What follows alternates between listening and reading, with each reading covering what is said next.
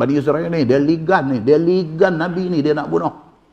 Lari Nabi Zakaria ni daripada mereka ni.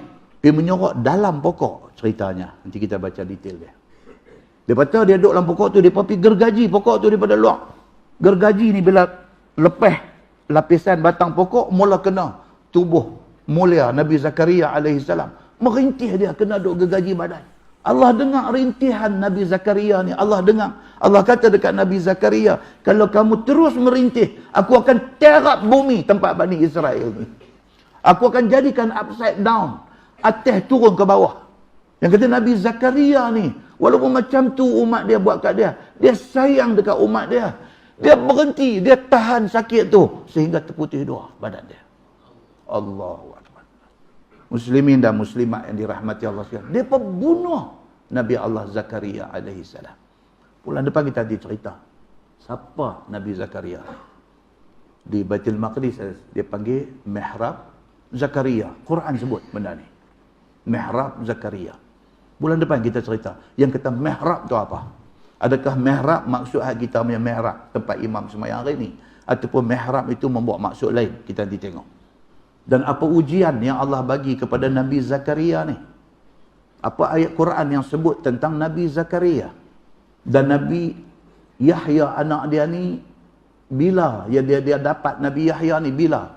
Macam mana yang dia boleh dapat Nabi Yahya sebagai anak dia? Apa syarat, apa signal yang Allah bagi dekat dia? Apabila dia nak dikurniakan satu anak yang bernama Yahya ni, apa satu signal Allah bagi dekat dia? Disebut semua benda ni di dalam Al-Quran. So tuan-tuan, kita treat ni, kali ni punya puasa, kita ubah sikit. Kita jangan ligan nak khatam. Tapi kita baca dengan baca makna dia. Kita baca ayat Quran, tengok makna dia. Baca ayat Quran, tengok makna dia. Supaya bacaan Quran kita itu, dia punya impact dia lebih sikit. Quran ni baca pun cukup dah, pahala dah cukup baik. Kalau baca dengan mentadabbur makna dia, double manfaat kita nanti dapat. Baru kita nanti jumpa ni, oh baru kita relate balik, kita kaitkan balik. Oh di masjid apa Matang Buluh hari tu, Ustaz Samsuri sebut ni cerita pasal Nabi Zakaria ni dia cerita dia. Dia mai contact dengan hati kita tu.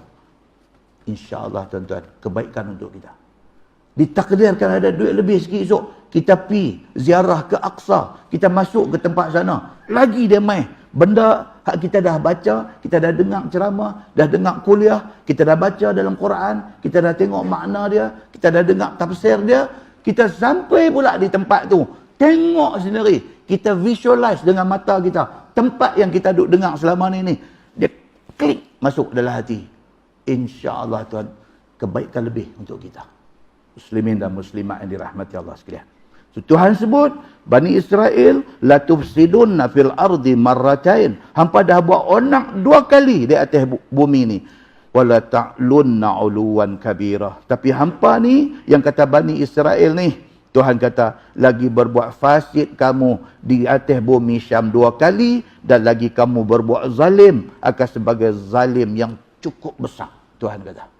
Muslimin dan muslimat yang dirahmati Allah sekalian, wallahu a'lam. Lepas ni kita masuk, fa idza jaa wa'du ulahuma ba'athna 'alaikum 'ibadan lana uli ba'sin syadid fajasu khilal ad-diyar wa kana wa'dan maf'ula. Yang ni satu cerita lagi tuan-tuan nanti kena dengar. Bila dia pembunuh saja Nabi Allah Zakaria alaihi salam, dan Tuhan ajak depa. Tuhan hantar mai satu raja. Tuan-tuan pernah dengar nama?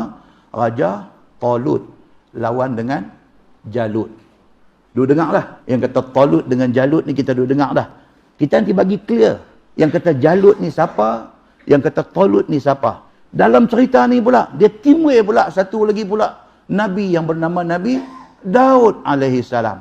Nabi Daud masuk pula dalam cerita Jalut dengan Talut ini. Dan apa peranan Nabi Allah Daud alaihi salam. Apa yang Nabi Daud buat. Apa kelebihan Nabi Daud. Dan kita nanti nak cerita dekat tuan-tuan insya-Allah. Yang kata makam Nabi Daud ni di mana tempat dia, apa jadi dengan tempat itulah ni. Dan kalau tuan-tuan yang pernah sampai ke Istanbul, Turki, dia ada satu museum, nama dia Museum Topkapi.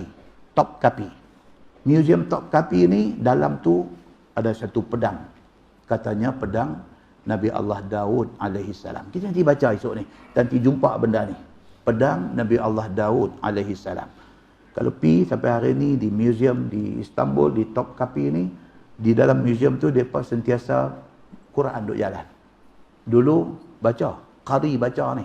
Sentiasa ada satu qari duduk bagi mikrofon semua, dia baca Quran, baca, sambung orang lain. Tapi kata lah ni dah kecoh dah pasang apa nama CD aja. Katanya. Dan dalam museum tu pun dia buat bagi suasana bau semerbak, wangi dan sebagainya. Dan di dalam museum tu ada disimpan tanda-tanda beberapa peninggalan Nabi Muhammad sallallahu alaihi wasallam dan juga ni macam peninggalan Nabi Daud alaihi salam dan sebagainya ada di sana. Sejauh mana benar benda tu peninggalan nabi-nabi dulu wallahu alam, tetapi ceritanya ada di sana begitu. Okey. Tujuan dia apa tuan-tuan? Bila kita baca tafsir dan benda tu dah ada hari ini, kita boleh connect benda tu, boleh connect. Maknanya ini bukan cerita dongeng. Macam kita baca di Masjid Fahim itu, ayat yang menceritakan tentang kursi Nabi Sulaiman alaihi salam. Quran ada sebut rupanya.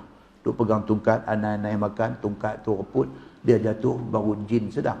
Kata Sulaiman sudah meninggal. Muslimin dan muslimat ini rahmati Allah sekalian, kita tangguh dengan tasbih kafarah dan suratul As.